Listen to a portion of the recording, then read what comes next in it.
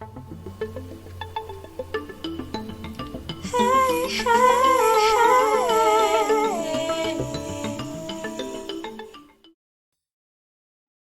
everyone, welcome to Laura May Talks.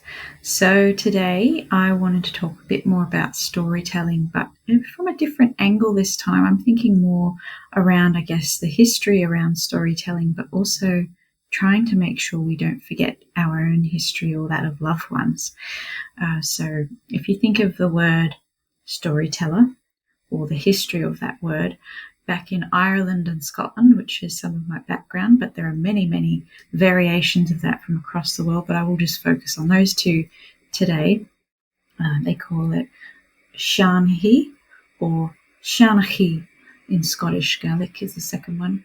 I don't pronounce it very well, so apologies for that, but it was really exciting to learn a bit about, I guess, some of my own culture, even just in the curiosity of thinking about how I was going to talk to you guys about the stories that we have and that we share in life, whether they be real stories or something from our culture that's historically maybe somewhat accurate, but maybe not, or maybe not at all. Maybe it's just an imaginative tale, but every story has something important that we can remember it for, share, pass down generation to generation. It's just amazing what stories can give us in life. I think we're coming to a point in time again where people really want to connect, and stories are such a vital part of that. And I think we have been going through a period of time, I suppose, where we've been too scared to really say anything except what we're expected to say. And I'm not saying that that's the case for everybody, but with everything that's happened over the years that have gone by, whether it be COVID, whether it be people trying to accept people of different beliefs, gender, all that sort of thing. And this is not really about that. I'm not going to get into that today because I'm more interested in, I guess, the importance of reconnecting to our traditions, reconnecting with things that should be taken with us. So there's a difference between, I suppose, in life with holding on to tradition and holding on to too much tradition, of course. We don't want to live in the past. But there is a reason why storytelling has stayed important and vital to our societies in places all over the world, not just here in Australia where I live, but stories can mean so much to people, whether it be in the form of song, form of poetry. It could be anything. I mean, stories come in various forms. And today it is so vital with all the technology, especially that surrounds us, to not get lost in just, I guess, existing. Now, there's nothing wrong with having time to have relaxation. I'm not talking about that. This is more about ignoring life or forgetting about the people around us and not participating in the things that we need to as a society or as a person, or, you know, it's very important to actually acknowledge what we have, I suppose, is where I'm getting at.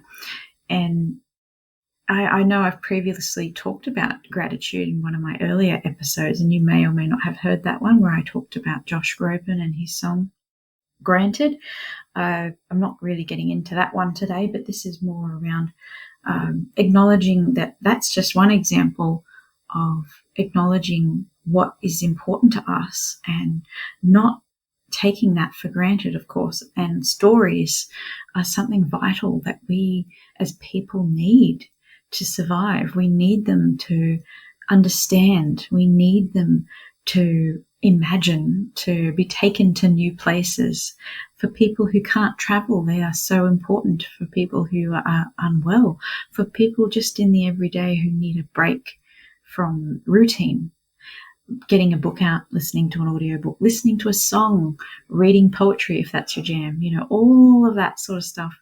And even listening to loved ones, whether it be family or people, maybe if you're from a tribe, or people just in society. There's variations on this everywhere, and we must not forget to share our stories and to listen to others and their stories, especially those that we love. If there's anything I can share with you, lovely people, that I have learnt, even in just the last year, having gone through a period of absolute grief, losing loved ones left, right, and centre. And I don't want to focus on the grief today. I want to focus on what I guess I've got out of that. And what I got out of that is just to remember not to forget to ask those vital questions of people. Make sure you take advantage of the time that you have, because one day we will wake up and the people that we love, the animals that we love, etc., won't be there. And this is very important. It's part of our life. It's part of living. It's part of understanding. It's part of not having regrets. It's important to create as well. Being a creator, someone who's like imaginative, who wants to do something creative, that is so vital, not just to you, but to people around you, to feel something different, to understand the world from a new perspective, or a completely new world that you've created yourself. I mean, stories are there for so many reasons, and I think we should always hold on to that. And I recently actually decided to take my own advice, I suppose, and go and ask some vital questions of my parents. And I wrote them down and handed them a piece of paper for them to write the questions down, the answers to the questions, down, or tell me if they didn't want to write them down.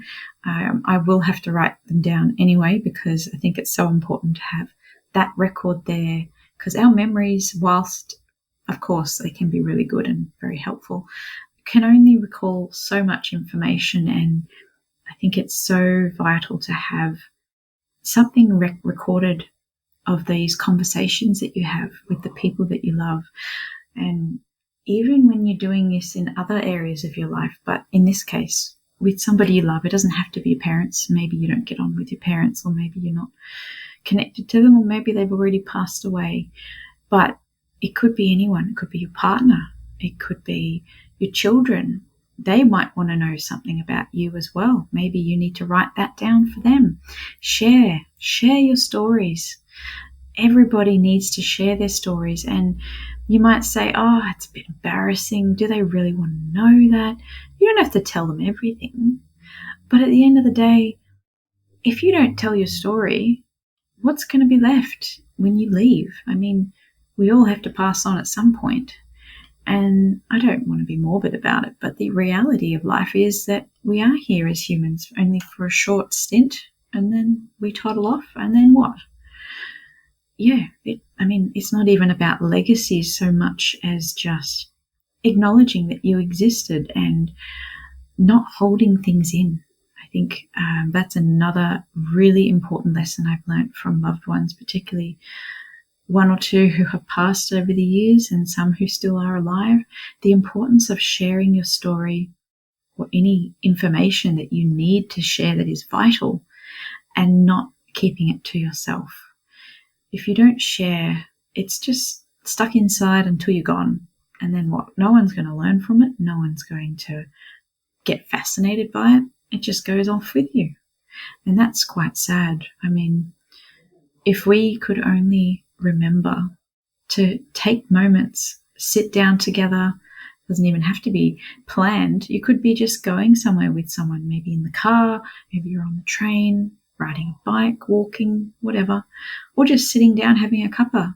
Maybe you go, hey, mum, or hey, uncle, whatever, or hey, to your mate or your partner, hey, babe, I really want to know about what you were like as a child. Like, what was it? Maybe what's your happiest memory, for instance? Or if it's a parent, why did you choose my name? Or what do you want me to remember about you?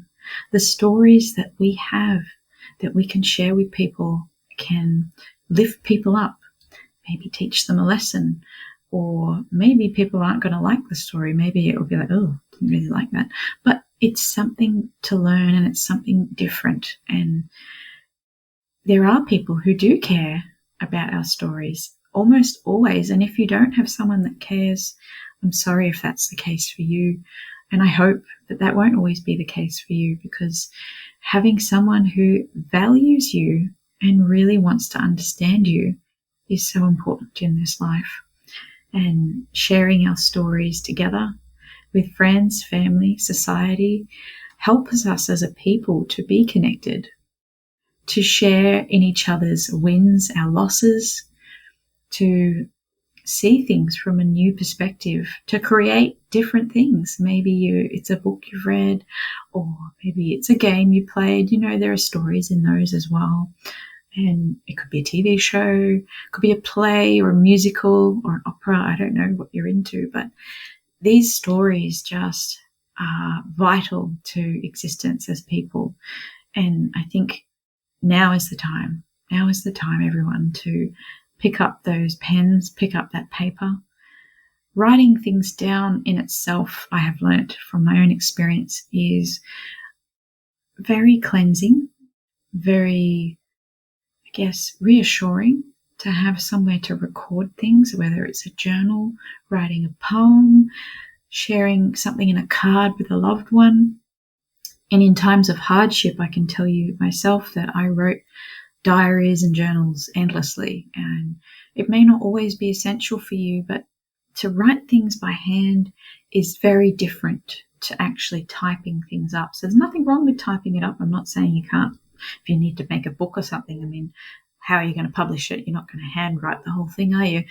But to write some of it down by hand it's something about expression and using a pen and paper that is very different and very expressive, a bit like, I guess, a painter when they use a paintbrush. Yeah, you can do digital media, there's nothing wrong with it, but the general essence of using your hands and sharing that information with your hands rather than just trying to process it on a keyboard is very different. So if I can share anything here today that might be of interest to you, I hope that you can take this away with you, and maybe there's someone you know who just needs a bit of a push to share their story, or ask questions of someone before they pass away.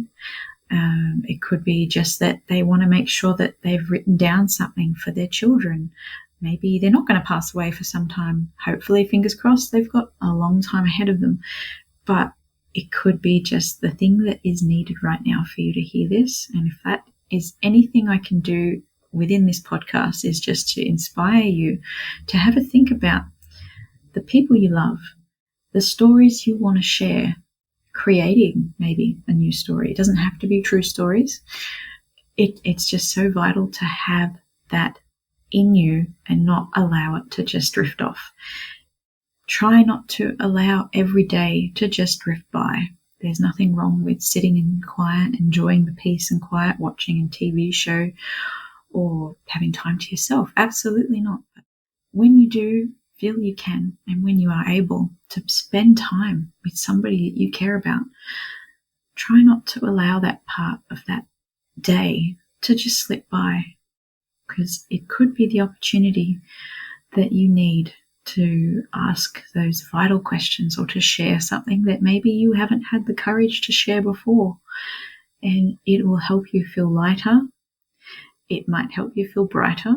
A bit rhyming there. And it is special to share a story. So good luck if that's what you wish to do. And I hope that you enjoyed my topic today. I will be creating something a bit different next time, yet to be decided. But thank you everyone for listening. And until next time, thank you for listening to Laura May Talks.